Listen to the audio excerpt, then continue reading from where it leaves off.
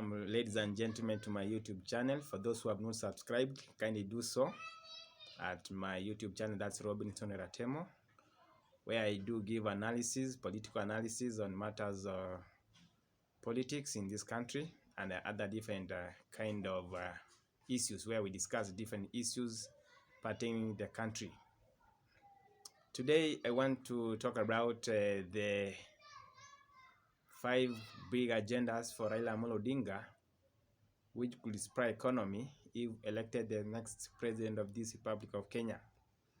Having said that, we have seen people, we have seen different candidates, presidential candidates coming up with their agendas.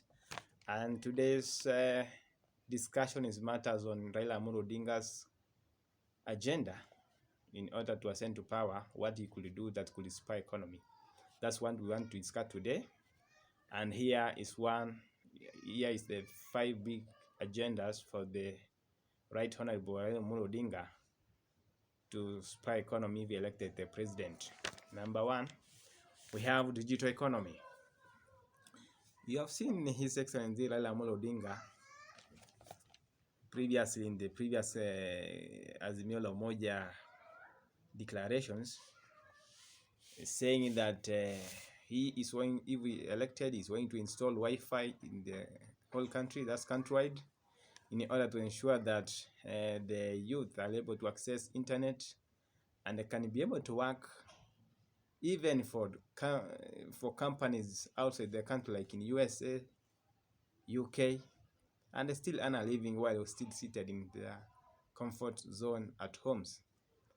That's a good idea, and I think that's where we need to work Kenyans, because currently we have a high rate of unemployment that could not be able to improve our economy if we don't go that way. If I talk a little bit about digital economy, through the ICT experts in the country, we can be able to get any individual can be able to get employed in different companies abroad, though not staying there, working from Kenya, and still be able to earn some living. We have seen currently there are those who are doing online work, online writing. They also get they are paid. So this is something which is possible. And I think for this one, I think the Right Honorable Raila Odinga is key on the digital economy of this country. That's the way to go.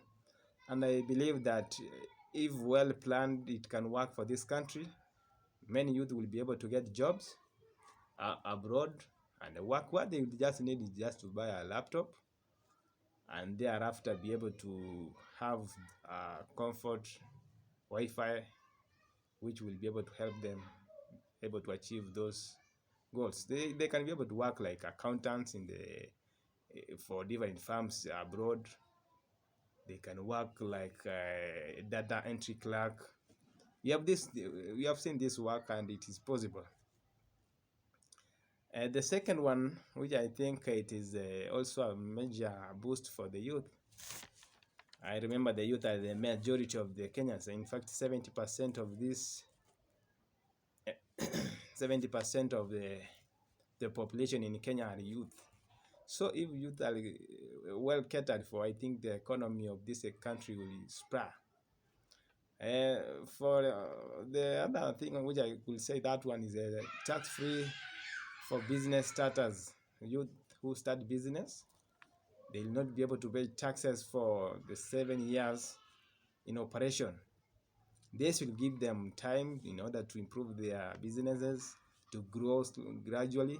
And by the time they start paying taxes, it will be easier for them to be able to pay taxes. They would have already managed to get some resources, and they will be able, all be capable of paying their taxes after the 7 years. I think this one is also a very major boost which could spur economy, because majority of the youth we have here are unable to success in businesses, because once they open, in fact, immediately they register a business or a company, the next day the taxman is on their door. So this one, to some extent, it hurts them. It setbacks them back. It takes them back because youth normally they just get a little bit of little businesses. In fact, they don't even have capacity to pay the taxes, given an opportunity. But if we implemented the agenda of free tax for the youth for 7 years, I think it's a major boost that could spur economy, because they will be able to improve their livelihood. That's the youth and that group, disadvantaged group. They'll be able to work, and then maybe later on they will start to pay taxes. Another thing is manufacturing. Raila Odinga has been seen of recent talking about manufacturing and how to improve manufacturing. In fact, he said tano. One of the U's he mentioned is uzalishaji, that is manufacturing. I think that one is also a major agenda that, if well taken care of, we could be moving from third world country all the way to middle income country. Having said that, Raila Odinga seems to have an agenda, an idea on how this manufacturing could be boosted through incentives, by the government, in order to employ more people to work and improve the livelihood of these Kenyans. This is a great dream, which, if well taken care of, Kenya could be at the next level, hopefully, if Raila Odinga is elected the president, and if he manages to achieve his dreams of those agendas that he has been mentioning. Thirdly, we have seen the Right Honorable Odinga also saying that he will be able to establish a National Youth Commission that will safeguard and have interest of the youth at heart. That's a very nice idea, and a very great and brilliant idea, because I can again say that majority of the Kenyans are youth, and if we have a commission that works and safeguards the interests of the youth, both in employment, deployment, and even deployment, and even other aspects of maybe giving scholarship, this could be the major idea that could enable more youth be able to get jobs, and in the long run, Kenya will have made a step economically. Then we have another one. Raila seems to have an agenda of improving the semi-arid areas of this country into a basket of food, or food basket. I can say like the larger eastern part of the region, eastern region of the country, that is northeastern, eastern Ukambani. I saw Raila saying that if elected, he'll be able to dig dams, large dams, in order to collect water during the rainy season, and be able to do irrigation and improve the agriculture in those regions. This is a possible an idea, because, for example, in Israel, it is actually as an semi-arid, or I can say a desert place, but it produces food for its citizens, which is enough, and they do not have any food security issues. But here in Kenya, we have a large chunks of land which is very fertile, but again, we do see Kenyans suffering from food insecurity. So if the Honorable Raila Odinga is able to implement the agenda of drilling dams, drilling water balls, and even digging dams, it could be a major boost for agriculture, and we'll be able to see the semi-arid area of this country being transformed into an agricultural hub.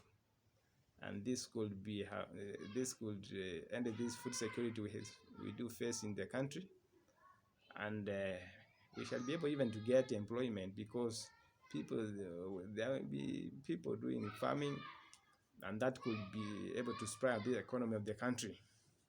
Having said that, we see another agenda is social protection, welfare, of giving the elderly and those who live in a vulnerable poverty, abject poverty level, 6,000 per month.